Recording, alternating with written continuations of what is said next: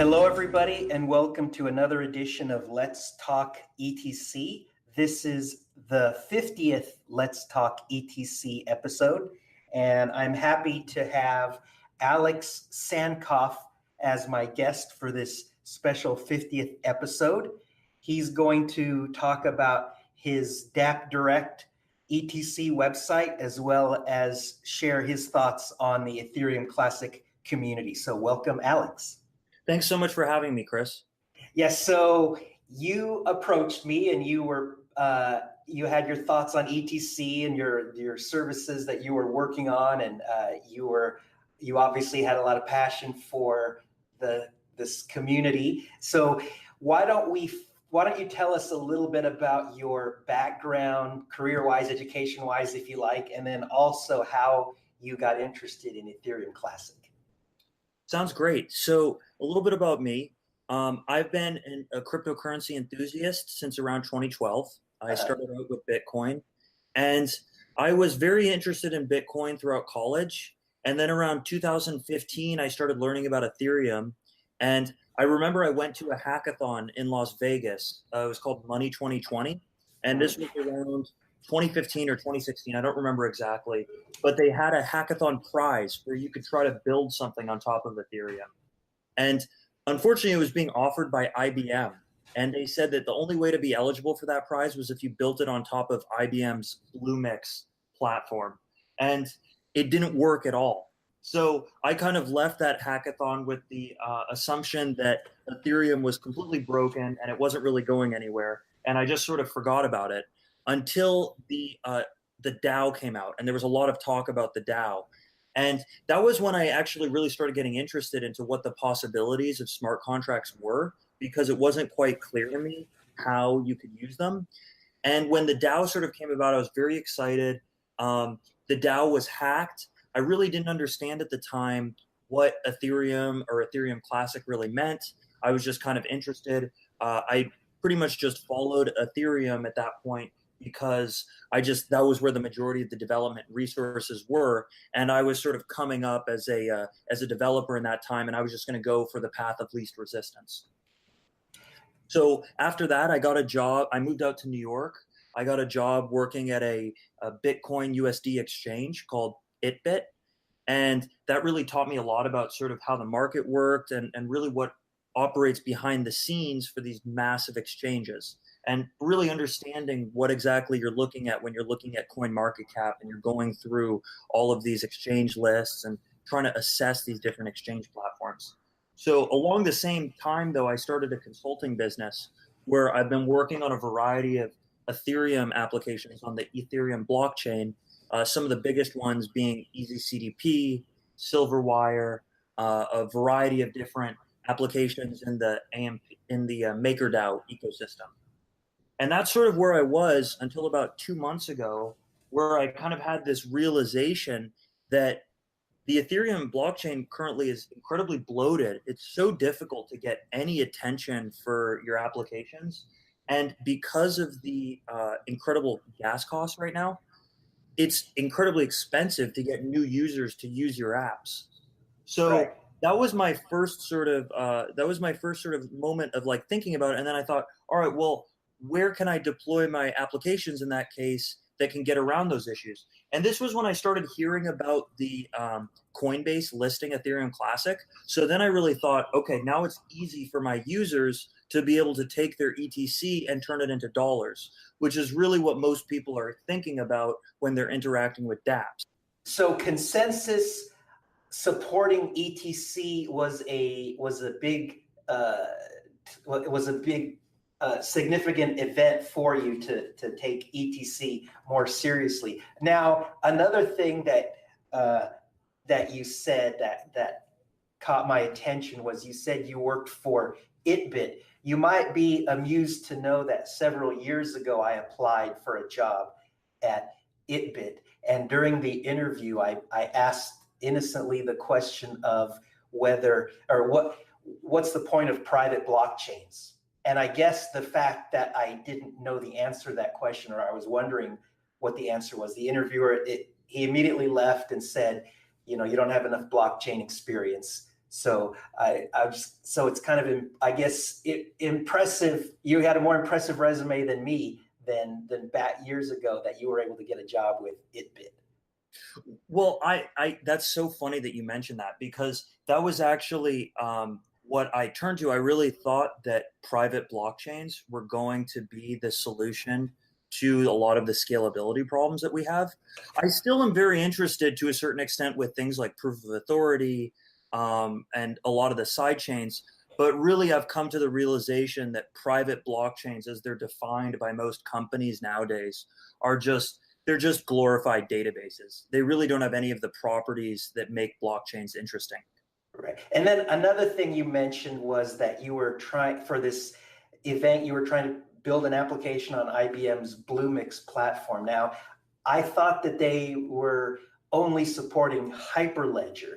So Bluemix, that is. So how did Ethereum play into that? Unless you're talking about the Burrow, which... This was so OG. This was when Ethereum was first coming out. So okay. I don't think that there was any initiatives like Burrow or Hyperledger at that time.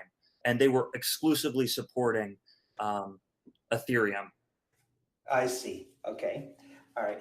So anyway, so continue. So you got interested in Ethereum Classic and supporting it because of the partly because of the Coinbase support. And then what happened after that? Yeah, so the Coinbase support was a really big deal for me, because my personal theory is that a lot of people use decentralized applications because it's a lot easier of a way to work with money. So compared to going to a bank or using traditional banking services where it's actually quite difficult. So for me, the Coinbase listing meant that it reduced a lot of the friction for people to go from onboarding into ETC and then using applications in the space. And then so that's sort of what got my attention. But really, like, the more and more I started thinking about it, the more and more I'm sort of impressed with this idea of immutability, and the core idea being that the Ethereum Classic community views ETC as a form of money and as a form of hard money, where you can't just arbitrarily change the distribution of it or anything like that. And in my opinion, for a smart contract platform to be very successful and to be better than, let's say, traditional AWS or some of these normal compute platforms, it needs to be able to use hard money in that system. And in my opinion, what sort of turned me off from the traditional Ethereum ecosystem has been this sort of idea that, well, really, ETH is not that important. The real money is the tokens built on top of it. And that's just something that I never really agreed with. And I was super happy to find that the Ethereum Classic community is like a perfect home for that view as well. Yeah, so they have constant inflation. They're not limiting the market cap. I believe that's still true. And so, yeah, in that sense, I can see your point, that why they don't seem to take their underlying cryptocurrency as seriously as a store of value. Absolutely. And in my opinion, Ethereum Classic is a fantastic form of money.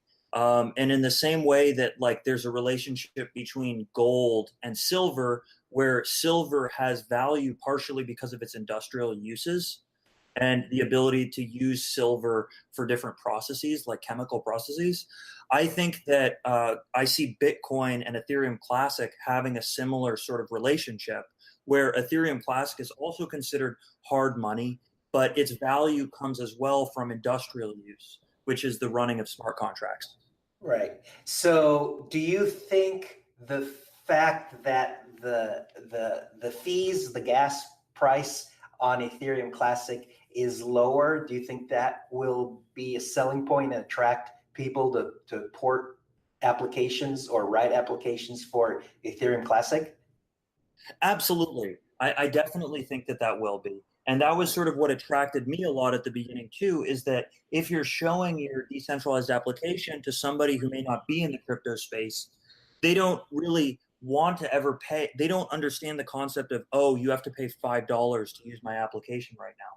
With Ethereum Classic, because of the low gas fees, it's practically free to run your dApps. And that attracted me a lot. Yeah, so I can imagine an application developer, a Dapp developer who has a web user interface, and the users don't even know or care what blockchain is on the back end. And so in that case, why wouldn't you want to use the smart contract platform that right saved you money, cut down on expenses?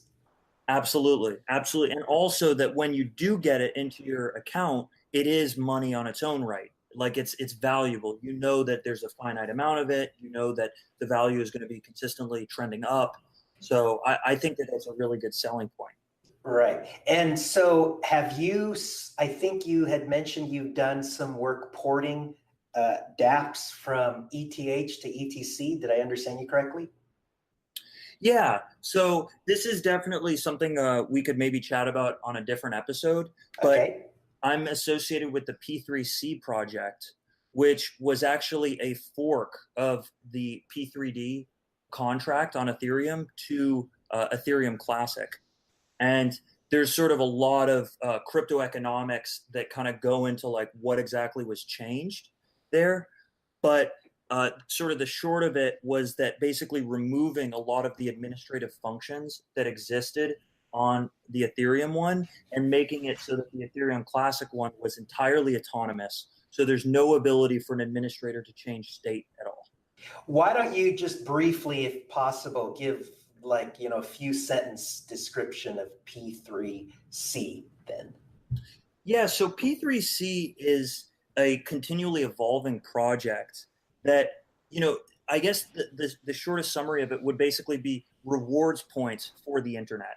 So right now, when I pay somebody with Bitcoin, it's sort of a straight transaction. So like the Bitcoin goes from my account and then goes to their account.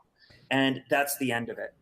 But really what I've noticed is a lot of the reason why consumers like credit cards so much is because they really like the idea of being able to earn rewards points for spending. So the idea behind the P3C project is that you can encode a smart contract that has a lot of very interesting properties. So specifically that you can put money into it, and then that gets distributed with other participants. And if you were to liquidate your position in that contract, then you pay a penalty, which also gets distributed to other participants. So really the idea where we're taking P3C is this sort of value protocol where any decentralized application developer who wants to, in a sense, give back to the community can choose to give 1%, 2% to P3C, and then that can be distributed amongst P3C holders. And then P3C holders are much more likely to use your application in the future because they're receiving a benefit from that. So it's delivering payment back to users and building a minority of users who insist on using P3C services. I see. Okay, and so and if anybody's interested in that, they can go to the website p3c.io to find out more information. Okay. Definitely, yeah. All right, and then so why don't you now share about your dappdirect.net, which I think a lot of people will be interested in. Yeah, so dappdirect.net was something that I built. So after we created P3C, we were sort of really curious as to what the other dApps in the ecosystem were.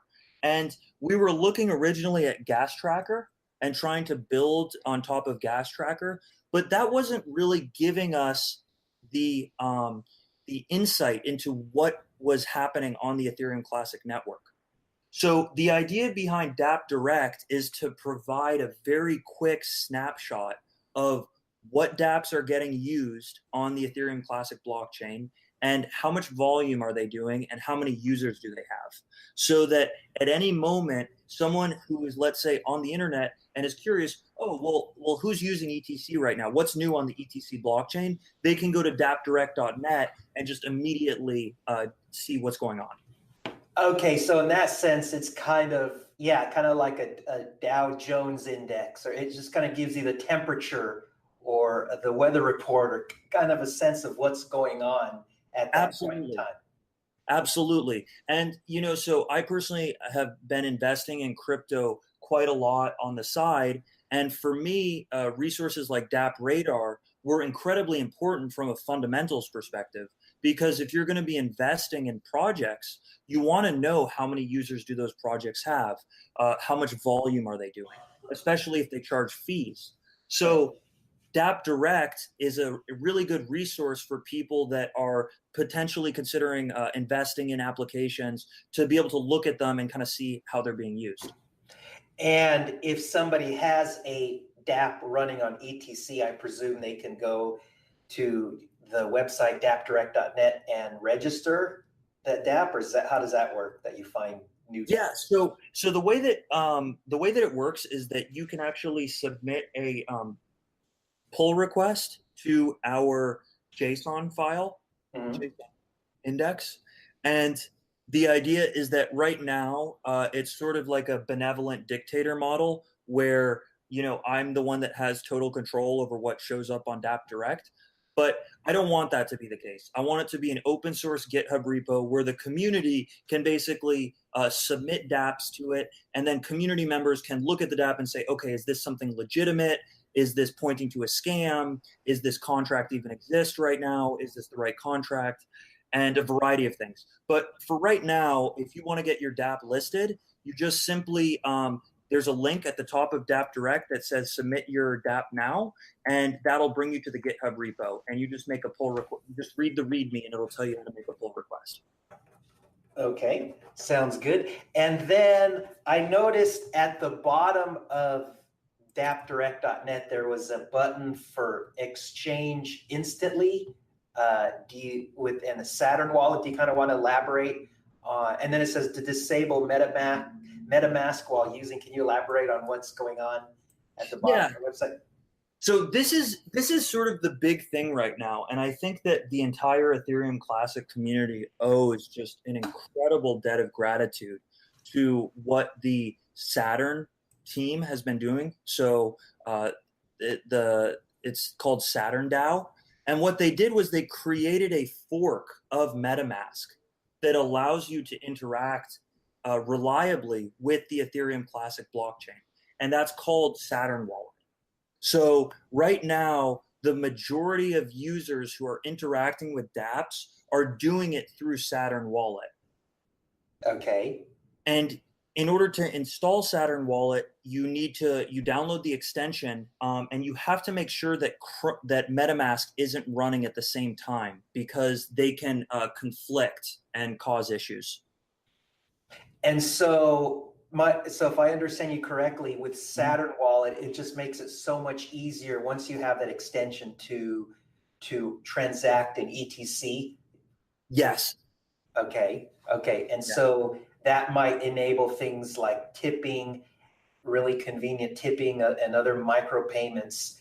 And it would just make it easier for people then to use blockchain applications, at least ones that use tokens, right? Exactly, exactly. It makes it very easy to use Ethereum Classic for dApps rather than just using it for value transfers, which, Okay. in my opinion, where the fundamental value of the Ethereum Classic network comes from. It comes from people using it and paying transaction fees. So, Okay. and Saturn Wallet encourages that. All right. So yes, so we're always wanting, the ETC community is always wanting to support, DApp developers to encourage growth in that space. So all of these things sound, like great improvements, great aids to encouraging that. So Absolutely, absolutely, and I think that it's really amazing how this one particular extension, Saturn Wallet, basically made this entire ecosystem. I personally, if there was no Saturn Wallet, I would not have felt comfortable developing on top of Ethereum Classic, because I really wouldn't have even known how to get started. I was so used to MetaMask. right. So one of the most important things that we can be doing as the ETC community in terms of trying to convince Ethereum developers to port their applications over is telling them that there is a wallet out there right now that you can tell people to download and that they can interact with your Dapp with. Right. So between the Coinbase support and things like Saturn Wallet, it's slowly getting that much easier then to use ETC dApps, which is exciting. Absolutely. Those are the two big things that pushed me over. Yeah. So I think now with Coinbase, a new user can even sign up, pay with a credit card, and start transacting in a few minutes. I don't think that was the case a while ago. I think they took some couple days to check you out, but now, so that also is an improvement. So all of these things are making it to where we get to the day where, using the blockchain is almost as easy or easier than using the World Wide Web. And I'm going to be so excited to help us get to that point. Wonderful. All right, so I think we've given a nice introduction to dappdirect.net and some of the things offered there. Did I miss anything, or we cover everything? I think that the two other things that I wanted to mention. So actually, we built this nifty little application on top of it. So I don't know if you noticed that little sponsorship mechanism. So that's actually an ad network that is running on the blockchain. So the way that works is that you can buy that ad and you embed the data for that ad into the blockchain.